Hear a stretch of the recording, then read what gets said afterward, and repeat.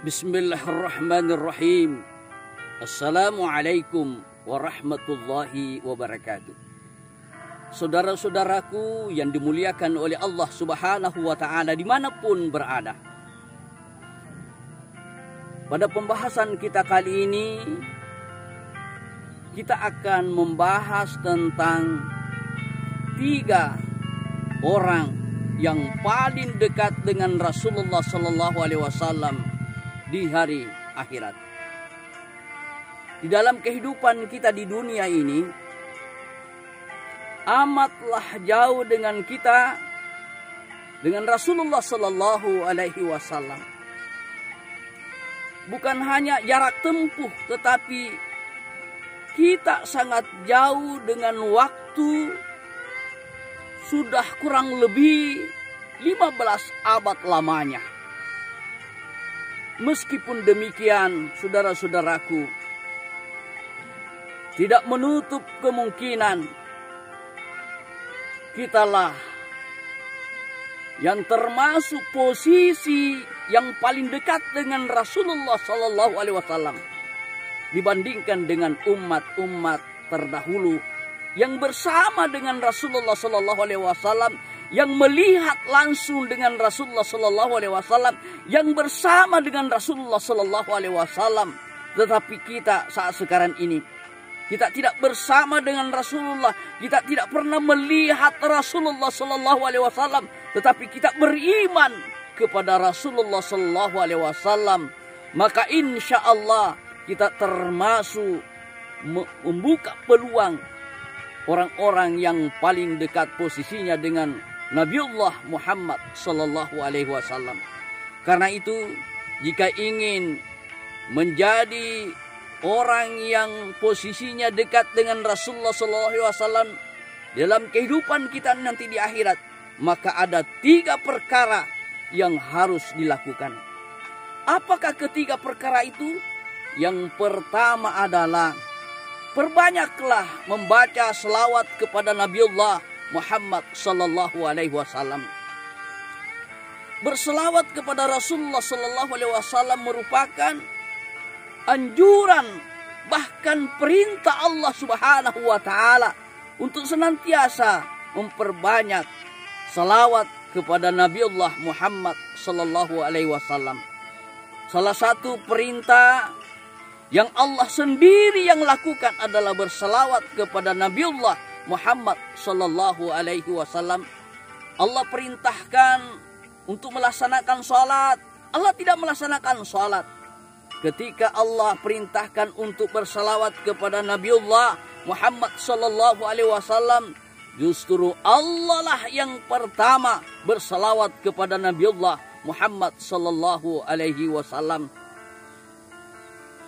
Selawatnya Allah kepada Rasulullah Sallallahu Alaihi Wasallam adalah untuk memberikan rahmat, memberikan kasih sayang kepada Rasulullah Sallallahu Alaihi Wasallam. Ketika malaikat berselawat kepada Nabiullah Muhammad Sallallahu Alaihi Wasallam, maka malaikat memohonkan ampunan kepada Allah Subhanahu Wa Taala. Begitu pula ketika orang-orang yang beriman berselawat kepada Rasulullah Sallallahu Alaihi Wasallam, berarti dia mendoakan Rasulullah agar mendapatkan rahmat dari Allah Subhanahu wa ta'ala. Orang-orang yang berselawat kepada Rasulullah, maka posisinya dalam kehidupannya di akhirat, maka sangatlah dekat dengan Rasulullah Sallallahu Alaihi Wasallam. Ketika seorang hamba berselawat kepada Rasulullah Sallallahu Alaihi Wasallam, maka ia akan mendapatkan posisi yang paling dekat dengan Rasulullah.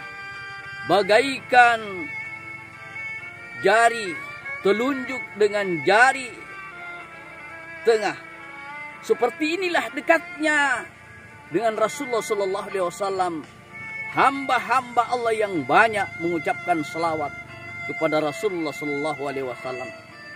Bahkan Rasulullah Sallallahu Alaihi Wasallam bersabda, barang siapa yang berselawat untukku 1 kali, maka Allah berselawat kepadanya 10 kali. Allah mengangkat derajat 10 kali.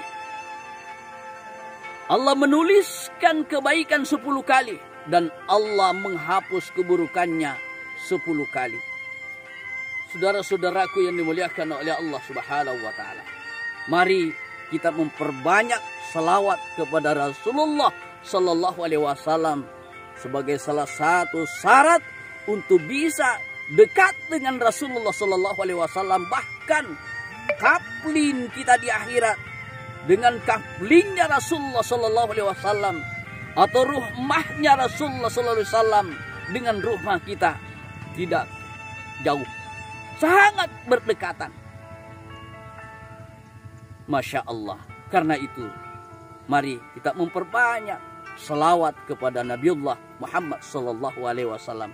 Lalu kemudian yang kedua, jika ingin termasuk orang-orang yang posisinya dekat dengan Rasulullah di hari akhirat, maka santulilah anak-anak yatim. Peliharalah anak-anak yatim. Barang siapa yang membina, membimbing, bahkan memberikan makan kepada anak yatim, maka insya Allah termasuk orang-orang yang dekat dengan Rasulullah Sallallahu Alaihi Wasallam di hari kiamat. Bukan hanya mendapatkan jaminan masuk ke dalam surganya Allah Subhanahu Wa Taala, tetapi dia mendapatkan jaminan kemungkinan dialah orang-orang yang akan pertama kali masuk ke dalam surga-Nya Allah Subhanahu Wa Taala, mendapatkan prioritas yang pertama masuk ke dalam surga. Bukan hanya mendapatkan jaminan, tapi kemungkinan besar ia akan masuk ke dalam surganya Allah yang pertama kali. Orang-orang yang dekat dengan anak yatim, orang yang menyantuni anak yatim, memberikan makan, memelihara anak yatim, dekat dengan anak yatim, makan dan minum bersama anak yatim, maka dia adalah termasuk orang-orang yang dekat dengan Rasulullah Sallallahu Alaihi Wasallam.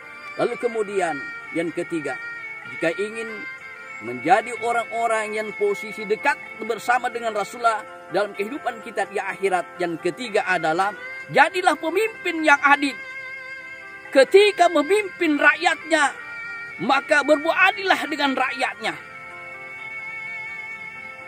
Jika seorang imam atau pemimpin, maka janganlah membeda-bedakan antara yang satu dengan yang lainnya.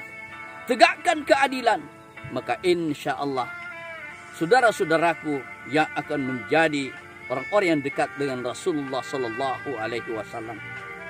Semoga ada berkahnya. Terima kasih atas segala perhatian. Mohon maaf atas segala kekurangan. Jangan lupa like, komen, dan subscribe. Assalamualaikum warahmatullahi wabarakatuh.